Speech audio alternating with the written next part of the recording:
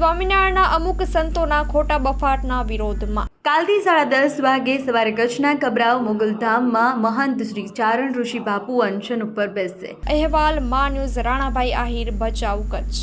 ધર્મ માટે, દેશ માટે, સમાજ માટે, 18 વરણ માટે હું અહીંયા બેઠો છું, બરાબર। હવે કારણ કાલે 10:30 પછી હું અહીંયા અનુષ્ઠાનમાં બેસી જવાનો છું, જે મર્યાદા છે પ્રમાણે બેસી જવાનો છું। ક્યાંક સાધુ સંતો આવવાના છે, એમ કાલે બેસી જાઉં છું। પછી 2 દિવસ રહી અને બહાર બેસી તડકામાં 4 દિવસ, અને 4 દિવસ પૂરો થાય પછી જેને કહેવાય ભુજ સ્વામિનારાયણ સંપ્રદાયના જે મંદિરો છે ત્યાં પણ હલ્લા બોલ બોલાવવાના છે બાપુ। તો 18 વરણને બાપુનો આદેશ છે, કારણ કે સનાતન ધર્મને લુગડા ઉતારી નાખ્યા છે, જેને કહે ઓપન કરી નાખ્યા છે, અને એની માથે હવે ઘા મીંડા છે થવા। કારણ કે બ્રહ્મા વિષ્ણુ મહેશ અમારી માં હોય, કારણ કે 18 વરણ છે સનાતન ધર્મમાં। તો હવે આપણાથી જોવાતું નથી, હવે લડાઈ કરવાની છે, બોલપેનની કરવાની છે।